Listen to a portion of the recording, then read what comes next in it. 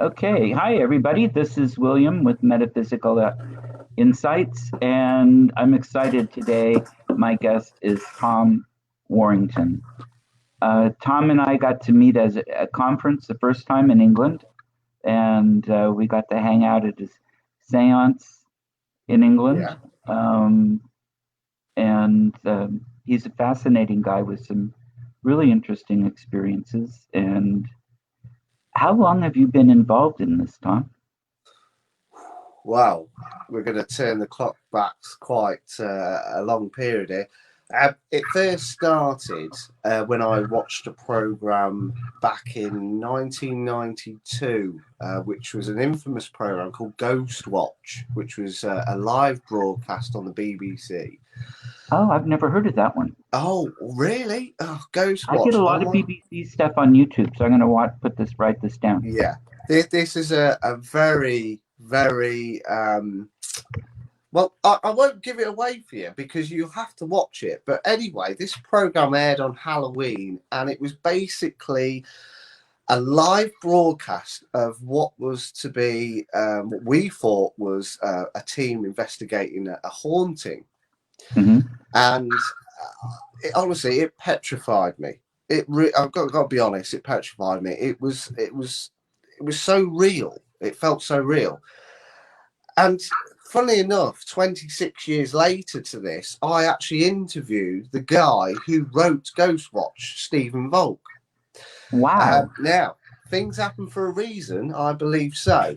Right. But yeah, so it all started with that TV show, really. And then I think the following year, I got a book on the Enfield haunting from my uncle, which is a bit of an odd gift to give a youngster. How old were you? Well, Ghostwatch was I was 10, so maybe 11 years old. Okay. And yes, William, yeah, definitely it was fake. But as a kid, I didn't think it was fake. Hmm. Um, but yeah, I got this book on the Enfield haunting from my uncle, and I think that really raised the bar with. Well, it opened up a new world for me. This whole supernatural unknown forces world. Hmm. It was really odd. And back in that day, there was no internet, of course, Right. but it really started my passion for looking into this sort of supernatural phenomena. Hmm. Now, what I started to do was frantically cut out newspaper articles, anything to do with ghosts. I had it, I had it. The books, everything was there for me. But as I said, there was no internet, so that the information wasn't there. But you had to work really hard trying to find the information. Um, but yeah, so it all started with that infamous program, really, Ghostwatch, which I do recommend you watch. It's a fascinating piece of media there. I'm going to do my best to find it later today. Whoops, Excellent, sorry. Don't mean excellent. to keep jiggling the camera. Um, yeah. Now, have you been investigating then all along, or after that? I mean, did you Yeah. start saving your allowance and going out and buying tools, or Yeah, as a child, we're very lucky being in Lincolnshire. We have some places that are well, absolutely. You've been to England, William, and it's a very ancient isle. right? Now, near me is a place called Temple Brur, which has very strong links to the Knights Templar. Okay. Temple Brur Preceptory, which is one of the last remaining buildings here in the UK that still stands, is just down the road from me. And not only Wow. that, I have Colby Grange, I have Havant Priory. Now, these places were in touching distance for me as a child. Hmm. And as a group of friends, we were all interested in the ghost thing, ghosts, it fascinated us all. Right. So we put it on ourselves to cycle to these places because they were literally 30 to an hour bicycle ride away. Why wouldn't you? Oh, Um, I'm so jealous. so I think right from that starting point, watching Ghost Watch, getting that book, I planted the seed into my friend's head, well, let's, Mhm. there's some stories attained to these places. Let's go for ourselves. Let's just check it out. So it all started then, and I had no equipment. I didn't even know about equipment those days. I Right. think the only thing that we had was a walkie-talkie. And what we used to do with Havering Priory, because the story attained to that, and it's in my book, is that you could hear phantom footsteps in the priory itself. Now, we used to take it in turns to go into the tower and spend X amount of minutes on our own. Uh-huh. And I just thinking back now, thinking what would happen if I did experience something and I radioed to my friend. I don't think there'd be any use. I No, they think probably would have run away while you were up they would there. have been cycling back to the village. They really Mhm. would. But, Mhm. but Now, were yeah, these places deserted? yes, yeah. Okay. The Havering Priory, there's not a lot of it left, but there is. I mean, I take the dog. I take the dog there. It's a fascinating place, and still people to this day are experiencing things. Great. And I have included that in my books. It's a very important focal point to my journey into Mhm. looking at the supernatural. Excellent. Actually, this is a good point. Tell us a little bit about your book. I'm Hmm. fascinated and I want to get it my own copy soon. Yeah, you should. I will. It's yeah, it's been a long time coming, and it was only helped by Barry Frankish, who I run the radio show with, because he released his book Restless Realm, I think about 4 or 5 months ago, and Okay. it really, kicked me up the arse somewhat, really, to get Mhm. mine out there, because it's been a long time coming. I've had these chunks that's happened to me. And my ideology has grown. I've seen a hell of a lot of change in the paranormal as well. I mean, I started off as a youngster going to these places. I then joined a local group from Spalding, who are a Mhm. public events company. I then set up my own group. I then left that group, started writing. So I've seen a very big, wide spectrum, and Mhm. I've seen a big change as well. So the book has a lot of. Well, it's got a private case that I investigated at a place called Aby in Lincolnshire, which was an old Okay. cottage. Mhm. That was a fascinating investigation and probably the best piece of evidence I've only ever captured, really, which is included in the book. Um, and I think predominantly it's places that are around me. I mentioned Havering Priory, Mhm. Templeborough Preceptory as well, which is included in the book. But it's mainly my perception and my ideology of how things have evolved. And I mean, the internet, I mean, crikey, I think has had more of a negative side to the paranormal from what I originally initially started as, and the way I've Mhm. seen people evolve into monsters now, because it's given that person a pedestal of fame, and it's Right. very dangerous, especially in the paranormal, as you probably witnessed yourself. Yes. It's gained it's gained followers who think that they are doing the correct things. They're conducting themselves in the correct manner, and you know as well as I do that there's not enough ethical thinking in modern day investigation. It's That's very true. look at me, share my page, hit the like button. It's all that. It's very very odd. So yeah, the book back to your question has a lot of different avenues in it, and I'm very proud of it. Mhm. It's been hard work. It's out there now, so I hope people enjoy it. And I've had some great reviews so far, so I'm very thankful to those people. When's the next one coming out?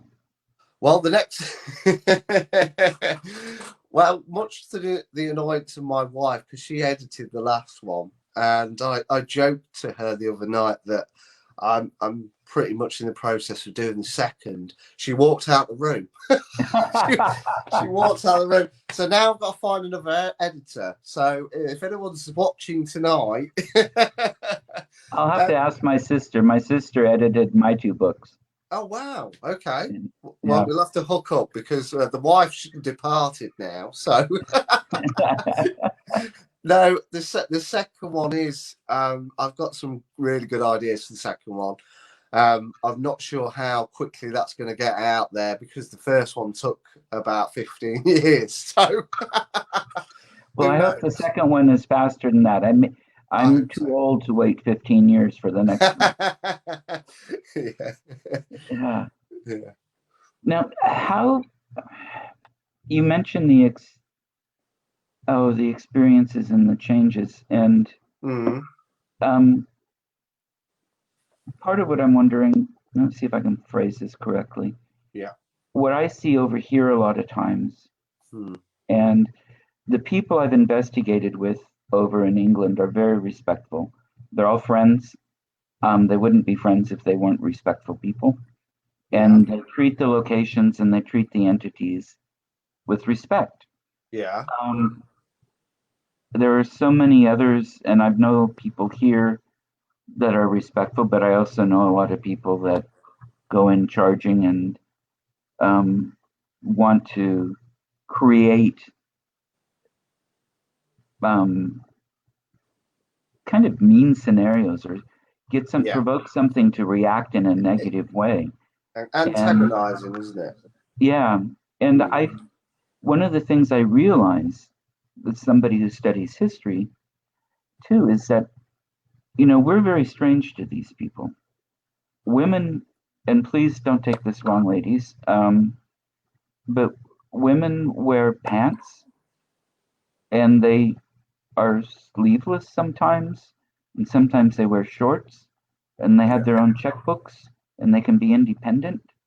And through most of history, that wasn't considered appropriate. We are on first name basis with everybody. That never would have been the case until just a few years ago with so many of these beings. Men are scandalously dressed too, but men can get away with it more. And I'm wondering, in a sense, we have to take that into account, I think, when we're going into these spaces. Not that we have to change who we are or anything, but be aware that we're very alien and foreign to them, unless it's a place where they've been interacting with people for all the way along and have noticed the changes. Have you noticed much of that, or how do you react to that kind of thing? Yeah, I've seen that antagonizing nature, especially when I was first thrown in at the deep end when I joined a public events team. I didn't like how they ran it. I didn't like what they did. Yeah. And I think it all boils down to people's personal aim, personal goal, personal belief. But I think what I found is that, people that I've worked with, that I've walked away from because I think that you're totally going down the wrong path now, they've changed because this whole internet thing has created a totally different scenario now, hasn't it? But back to your question, I don't think we'll ever see any definitive motions with regards to what people are doing. I think everyone's going to be doing different things, but with the respect side of things, it's difficult. And I've always been, especially with the researchers that I've looked up to, like Steve Parsons, it's that respect. No matter what you're doing, the respect thing has to be there. That has to be the core of every investigator, whether you're investigating a private case or you're even going onto a battlefield. You have to respect what's there, the history side of things as well. You know, people, you could be investigating a battlefield and you're trying to antagonize in some spirit where people who are living now have descendants that were killed there, you know. So That's right. that's been lost, I think, with a lot of groups, because all they're thinking of is they want as many viewers to see it, they want as many shares and many likes, many follows. They don't care about anything else. But saying that, we all started the same. We all started questioning why this is happening, or what is a ghost, what is an apparition, what makes a haunting. But I think people have lost their way. I think they have. I think a lot of people have too, and Yeah. I think partly it's the proliferation of television shows and everybody wanting a show. And I'm not here to bash the shows. I mean, No. there are good things and bad things, and I mean, I take anything that's on commercial television as pure for entertainment, and Yeah. truth is secondary, no matter what they say. It's there to make money, and they're making money by entertaining. And even if the investigators have the right intent, they're not the ones that are doing the editing and producing and putting out this final product. So I learn a lot about locations I want to go see, simply from the historical point of view, if nothing else. But I think that has part of the drive, and then the egos. We get a lot of people, and it's the same kind of thing with a lot of the conspiracy, and excuse me, so many things that go on that seem to be the ego-driven part. And again, I'm not trying to. This is a comment from David Cook. I'm not trying to badmouth anyone. Just trying to be aware of, and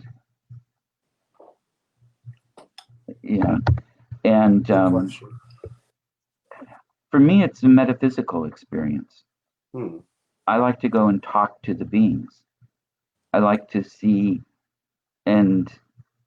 history and see if there's anybody that wants to communicate and tell me their stories. Yeah. Yeah. Now, do you have anything? You can't go onto a show without having to be asked the same question I hate, but I'm going to give it to you anyway. Only it's going to be a little different. I'm not going to ask you about your scariest experience or something like that. Yeah. What is the most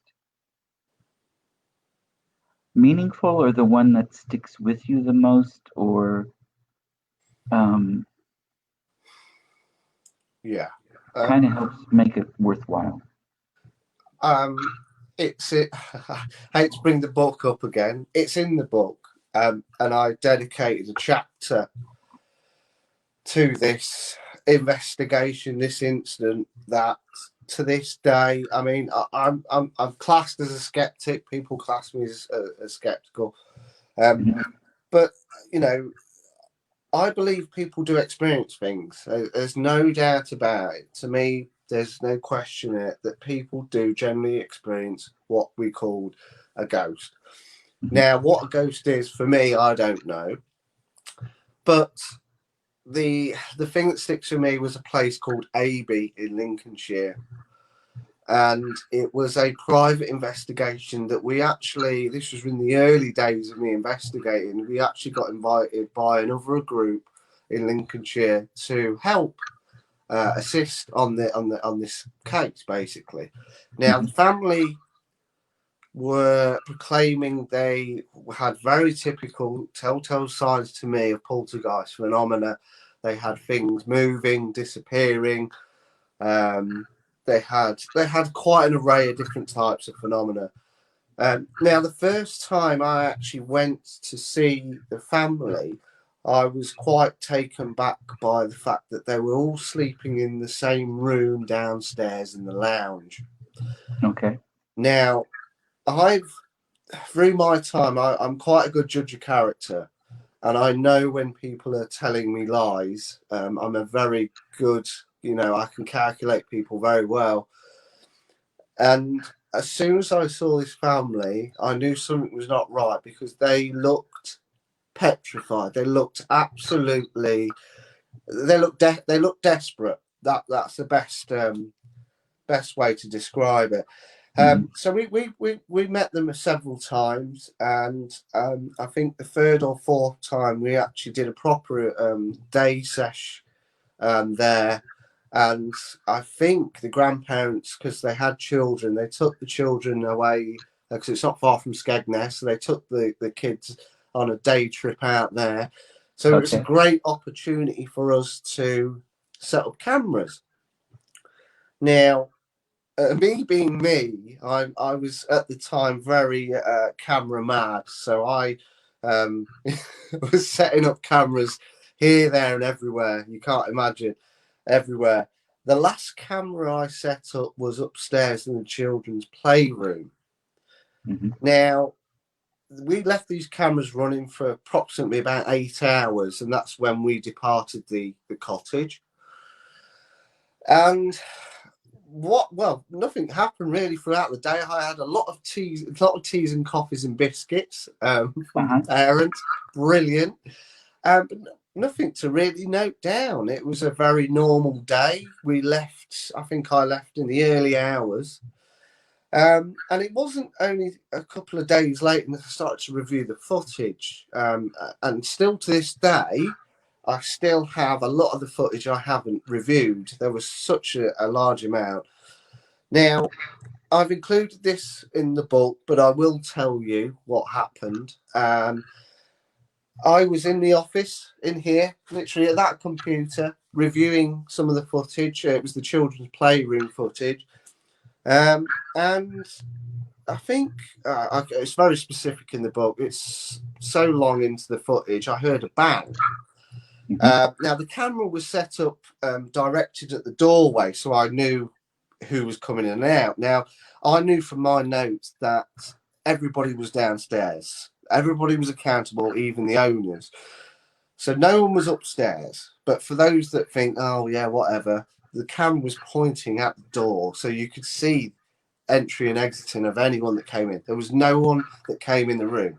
Shortly after the bang, I heard, and I had my headphones on at this point, right? I heard a lady humming. Wow. Now, I was a bit perplexed. I thought someone was in the office. I literally whipped them off like that, and no one there. So I put them back on, rewound it back, and again, a lady humming. And it sounds like, it sounds really weird, but it sounds like a nursery rhyme. And a lot of people have looked at this footage, and there is no explanation for it. And to this day, it gives me goosebumps. And oh God, it's always stayed with me. That humming, I can hear it now as I'm telling you now. Fantastic. It was monumental for me because there was no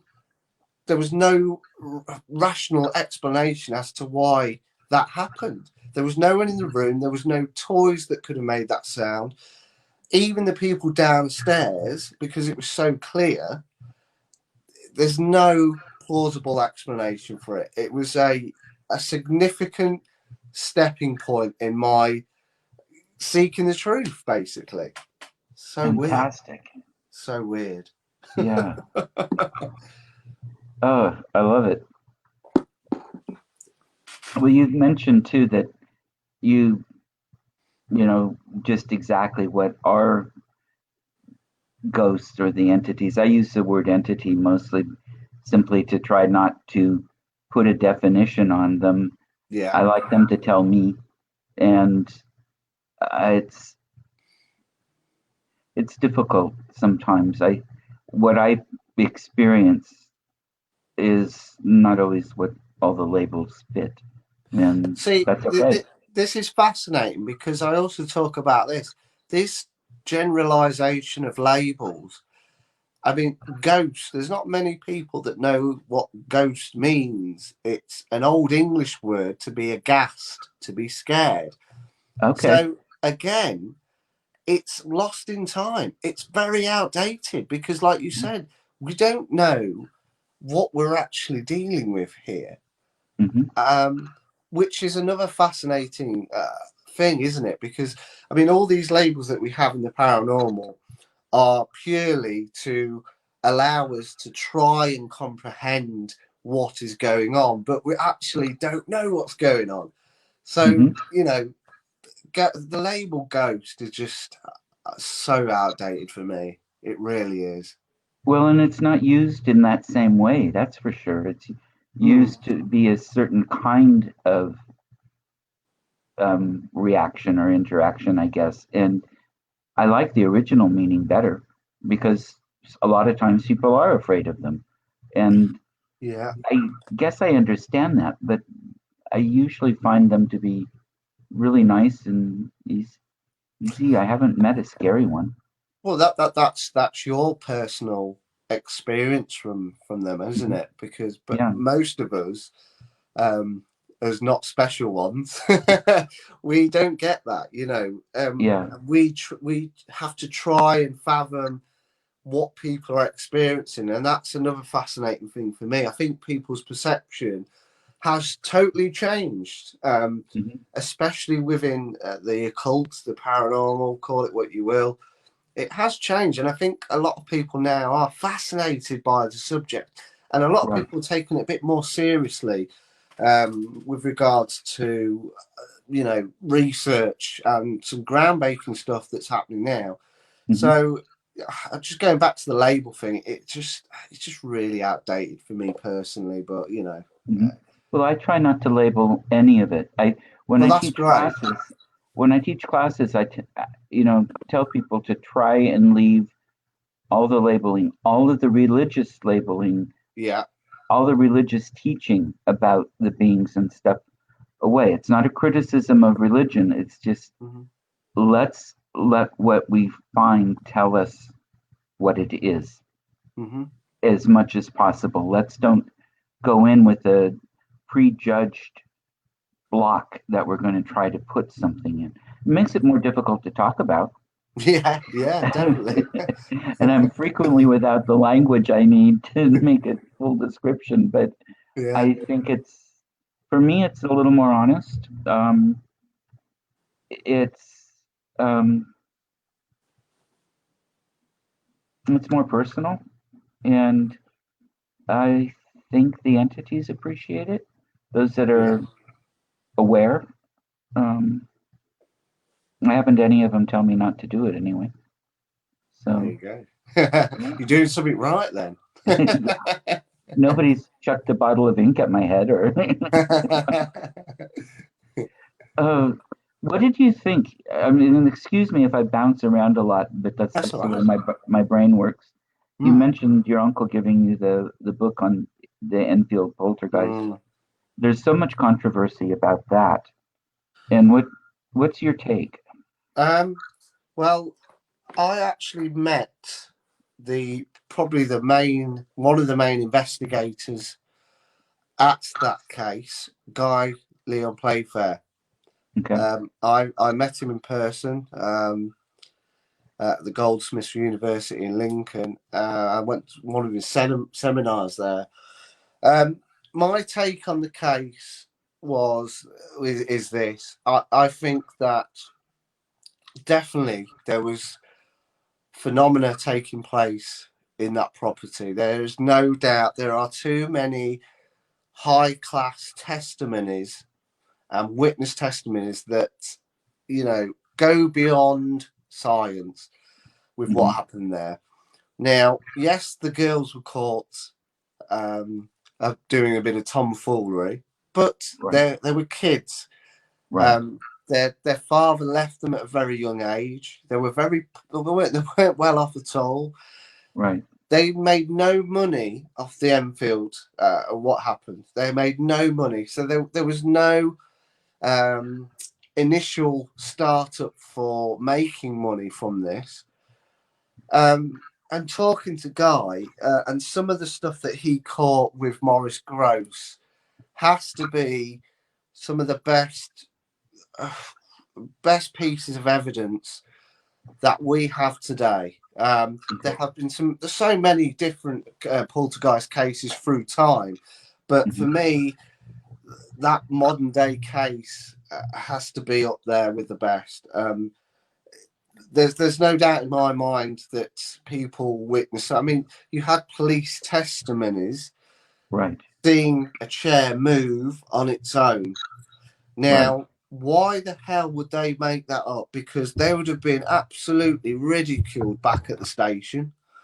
You know, why would they have done that? There's no logical sense with that. And right. Not only that, researchers like Guy and Maurice, they are very intellectual people. Well, they were, sorry, the late Guy and Maurice. Intellectual people, fascinated by the subject, members of the SPR. You know, they wouldn't have been there if they knew something was not right or there was tomfoolery going on. Right. But yeah, there's no doubt that there was stuff that happened in that house that we still can't explain. Okay. Now, what do you think? This is another thing where I don't always fit with everybody's teaching. They talk about the poltergeist being the energy coming from living people that creates this being, and I do agree that's part of it. That's the case part of the time, but I've also known of situations where there isn't that energy and there are physical things that move without the adolescent angst or adult angst or anything else. So what's your opinion or theory? I think you're right. I think there is more at play. I think if you take the Enfield case, it was an intellectual response system that was occurring. Now, I've always asked this question, whether supposedly haunted houses would be ever haunted without that person involved. Now, what I mean by that is whether if people claim to have seen a ghost in a certain house, if you remove that person from seeing the ghost, would the ghost still present themselves? Now, I think that's the same thing with the poltergeist phenomenon. I think they maybe feed off us. Yes. They use the energy. I think you're right. And I think things take themselves as manifestations and occur better when the human element is present there. I mean, I'd love, actually, if I had the money to buy a supposedly haunted place and rig it up with cameras and look, don't let anybody in and let it record for 2, 3, 4 years and see what happens, because I don't think you'd catch anything. I think that these things present themselves purposely to say, I'm here. Hello, I'm here. So whether they reside and happen when that person or element is not there is another question. But yeah, I think people help that cause, but I don't think it's the probable core cause for poltergeist phenomena to happen. Okay, yeah, I think that makes a lot of sense. No, I'm wondering. There are a lot of cases that I know of. In fact, the coffee shop I hang out in all the time when we're not in a COVID lockdown. It's very haunted, and sometimes they'll come in the morning, and chairs will have moved overnight, or things have happened and nobody's been there. But the entities know somebody's going to be there the next day. Exactly. Yeah. So I think at least the conscious and aware entities, and then of course you do get some that are just reruns of like a movie or a picture on the wall or something. I think.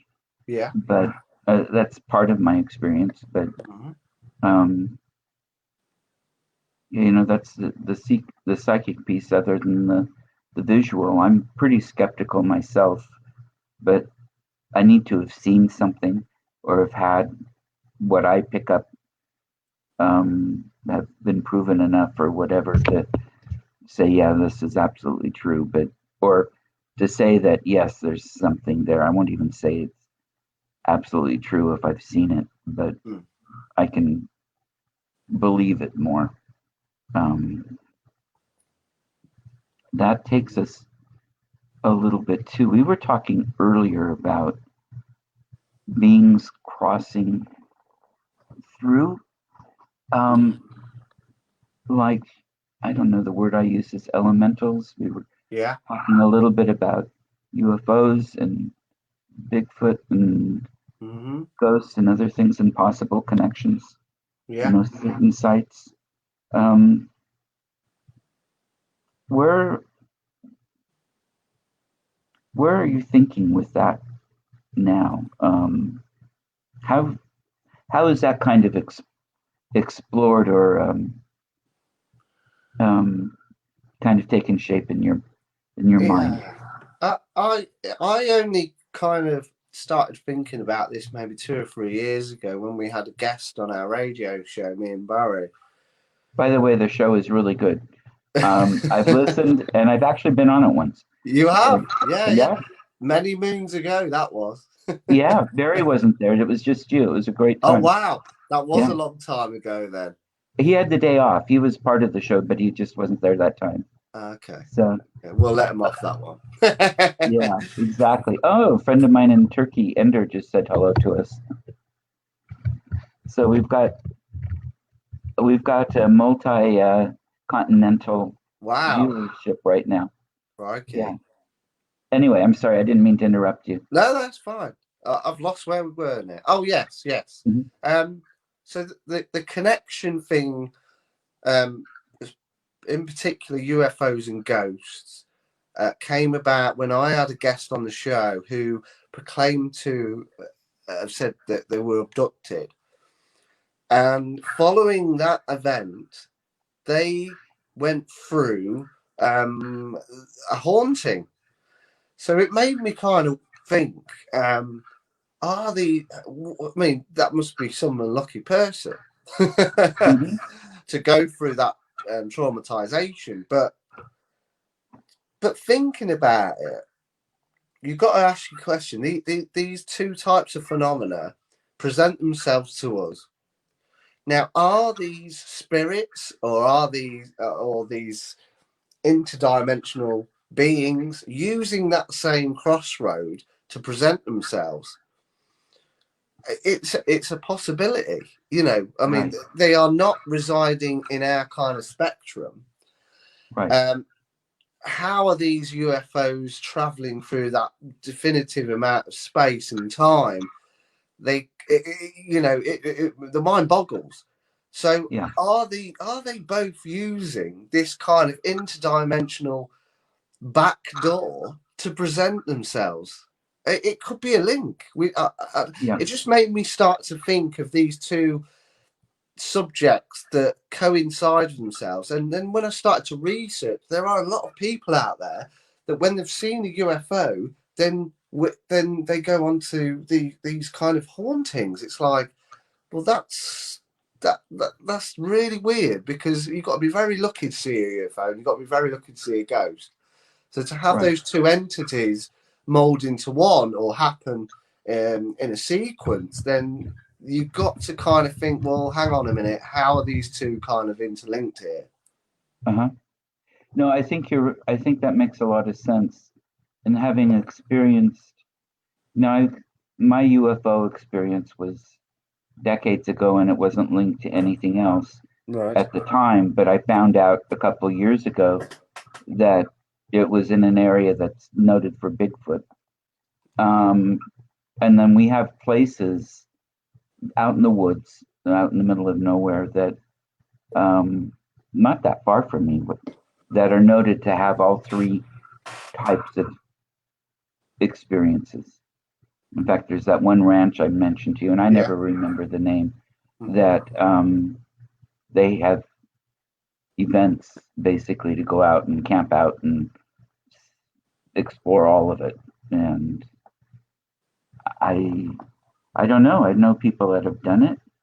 I'm I'm always skeptical about a place that gets too big of a reputation. Yeah. Um, and I, that's just me. I'm the older I get, the more the the more I want credible resources, or the more I look at where is this coming from, what's behind it, all the rest of it. Yeah.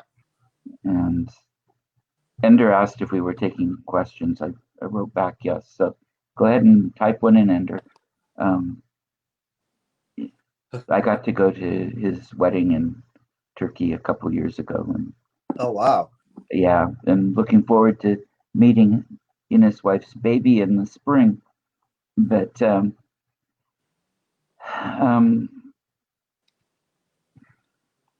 I don't know. It's a fascinating field. How do you put? Um, is there a? Oh wait, here we are. What are your thoughts about the monolith that was seen in Utah? Wow. Yeah. Ah, That was. I've been seeing posts about this, and it's obviously ended up in several different countries. yeah, Uh, it's like the crop circle saga, isn't it? Where where you can't really deny that the human element is at play here. Um, Personally, I think it's a big practical joke. Personally, I think you're right. Art experts have even figured out who the artist might be who ah, created it. Although right, he died a few years ago, his students are still around, but it wow, has similarities in the way it was put together. mm-hmm. Um, Yeah, and it wouldn't be hard to move things and do things around like that. yeah, yeah. Mhm. Well, So good question, though. look at our technology now. I mean, I could ship something to you now, William, and you'd probably get it the next day. You know, it's a fascinating technological world we live in now. So this monolith would be easy to do. You know, Yeah, well, shoot, they build houses with 3D printers now. wow. I don't know how all that works, but I have no clue either. yeah, and this monolith That's looks like amazing. it's just a piece of steel and a stuck in a Wow, base. that's incredible. Barry said, Barry Frankish said Amazon probably delivered it. If you've got Prime, then probably, yeah. Yeah, exactly. It's a good Uh, one. I I love it. like that. Um, no, that was a good question. Going back, part of what I look for when I'm going out and doing the research, and I like to climb over ancient sites. And Mm, we were yeah. talking earlier, I've gotten to a point where the Romans are kind of the new kids on the block. Um, Now, where I live, I'm part of a museum that is the second or third oldest house in the state I'm in. It was built in 1843. So, as far as our history goes, we're pretty recent. Yeah, Um, yeah. there were Very Native recent. Americans here, but they didn't have written languages and Yeah. all of. So, um, Mm, you put me over there, and that's.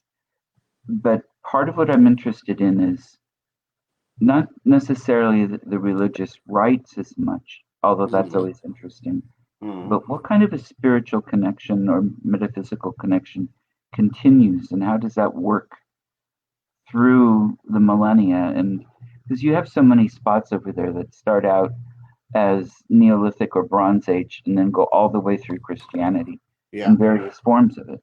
yeah. Um, how do you, how does that work, or what do you think about? How does that resonate with you?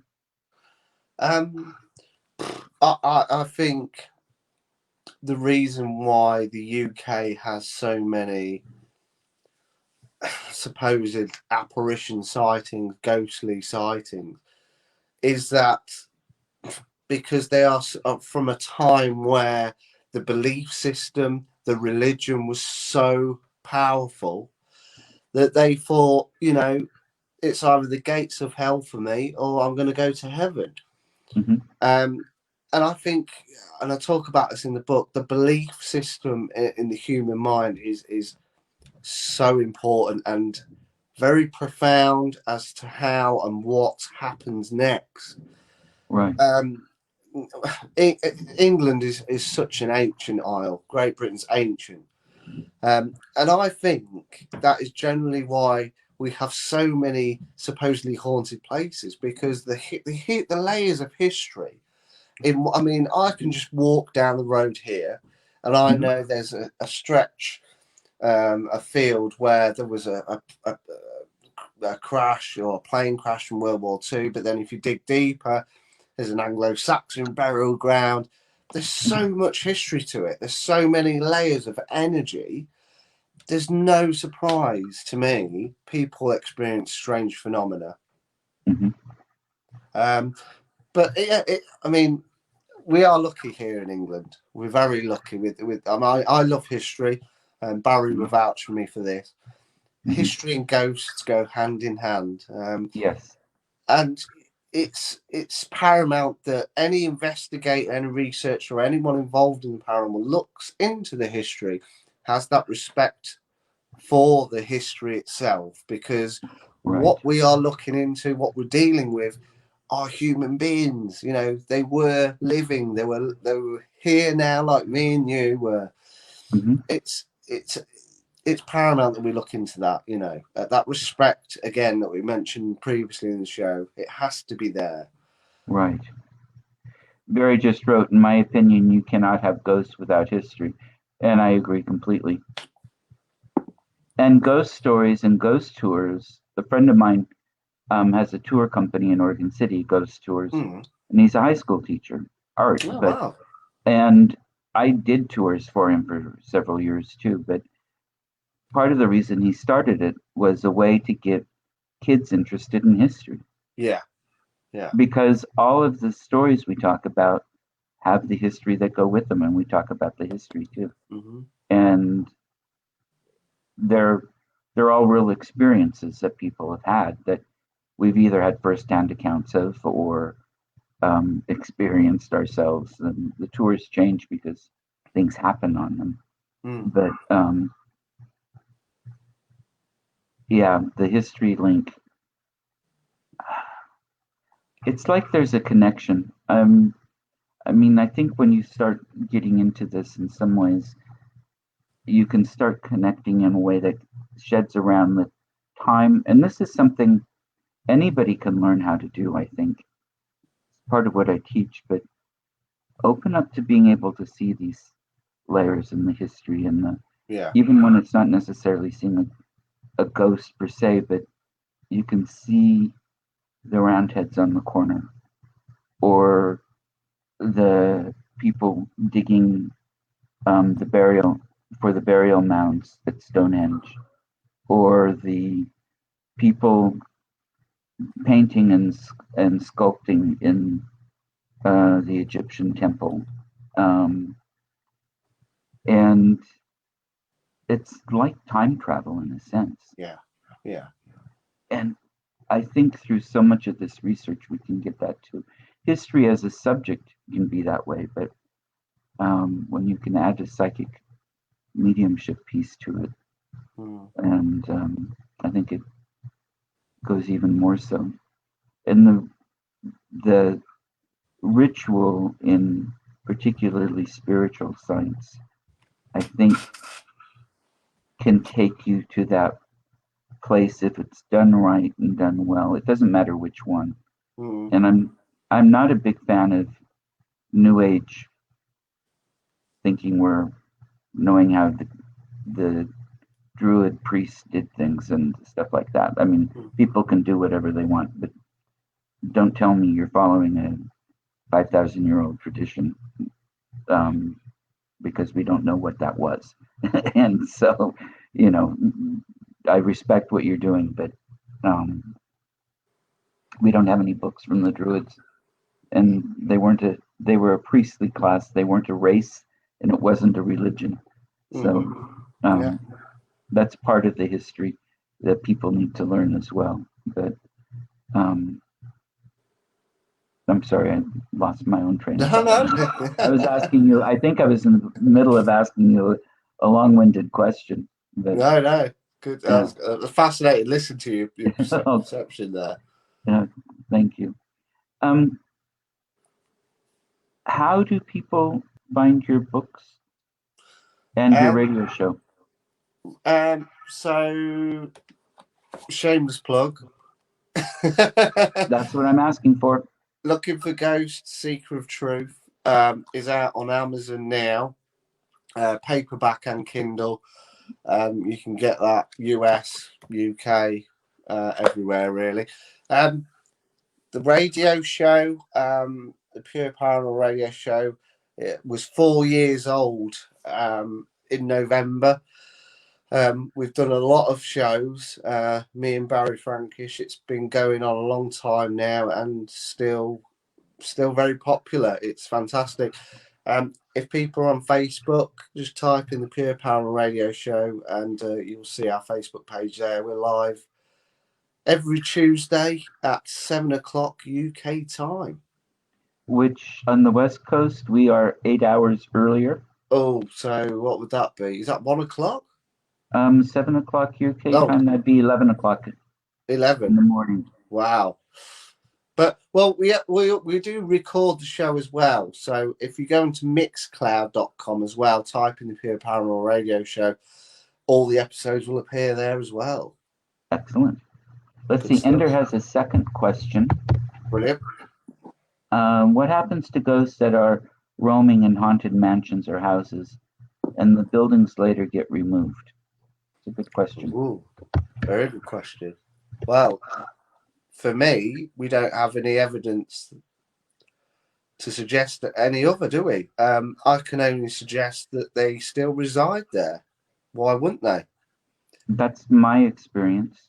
Yeah. And so often what we find is, well, at this coffee shop, for example, yeah, a lot of the ghosts that we experience there, we think belong to the house that sat at that site before the coffee shop was built. Yeah.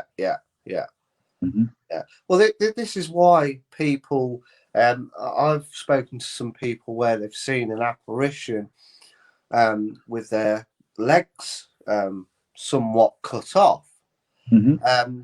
Now that's probably because something was maybe there before, or what was actually happening then, and also disembodied feet as well.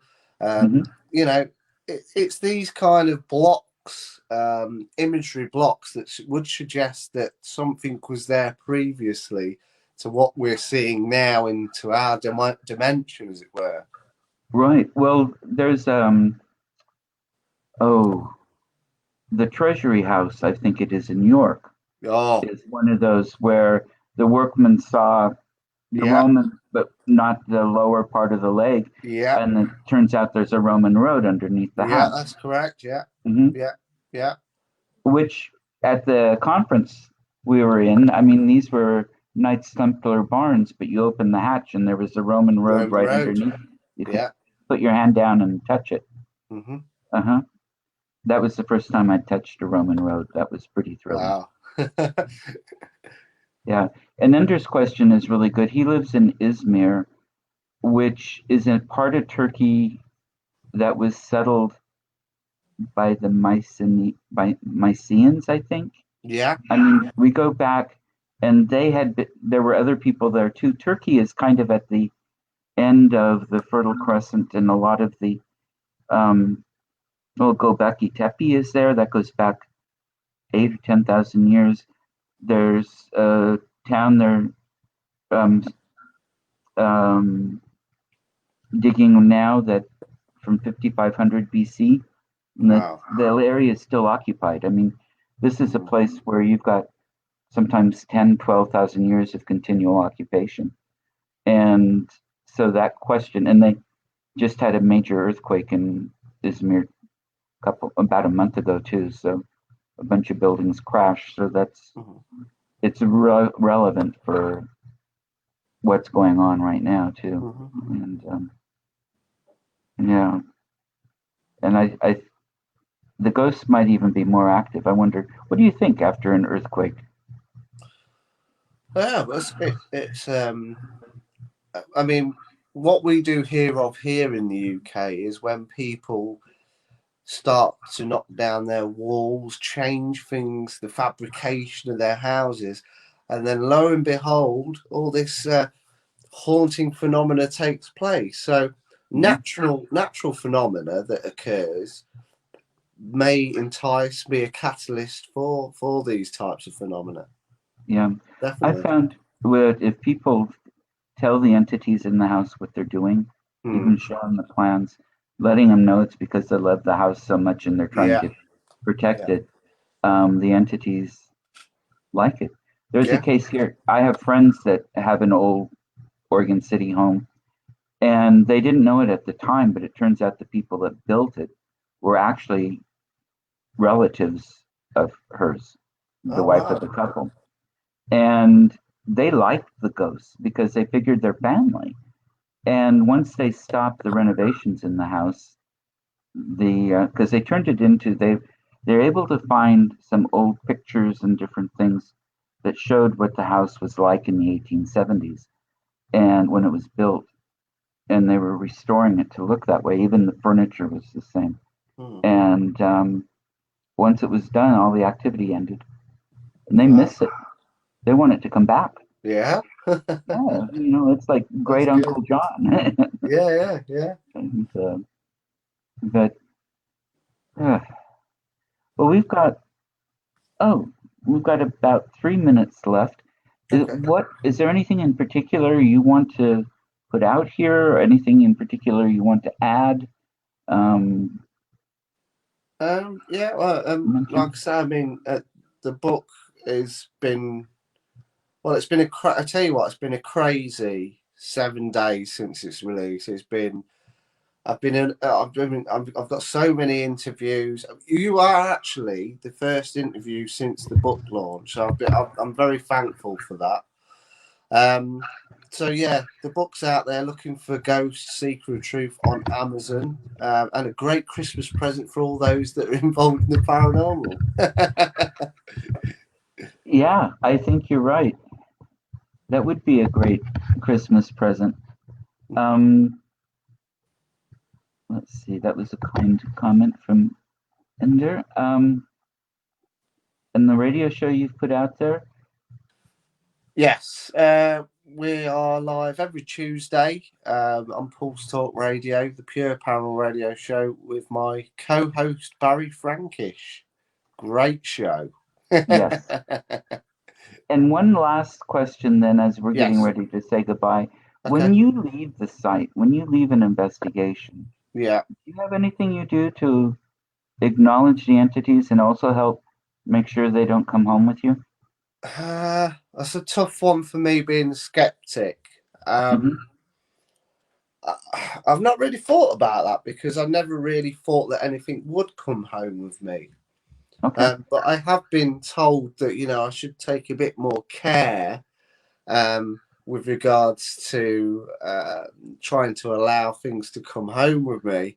So I don't know. I tell you what I predominantly do, and I have the utmost respect for whatever is residing in the place that I investigate. Right. That's paramount in what I do: work, home, investigation, respect, and the ethical kind of process as well around it as well. You have to have that. Just be kind. Yeah, I like it. What we do and what I've taken over doing is thanking the entities. Yeah. And letting them know we appreciated it, and we'll visit them again if we can, but they can't come and visit us. I like that. On the ghost tours, we've actually had times when people have had somebody follow them home. It doesn't, not very often, but occasionally. Then they wouldn't stay long, but they'd leave. And I've known people who have gone to places and then suddenly they've got extras at home that they didn't realize had hitched a ride. So it's just something that kind of helps, even if you are skeptical. Yeah, of course. Yeah, I understand that totally. Yeah. Oh, Tom, thank you. This has been brilliant. I really appreciate it. Yeah, no, it's been great talking to you again. It's been a long time. It has been, and we need to not make it so long next time, even if it isn't live. Yeah, sure. I said to you earlier, even if it's a Skype call, brilliant. Thank you so much for everyone watching, and it's been great being on your show, William. Yeah, thank you. And I'll get the links up so people who haven't had a chance to watch it yet can watch it later, and cool. I'll put those out. Brilliant. Okay. Thank you, everybody, for watching, and take care. Bye-bye. Bye.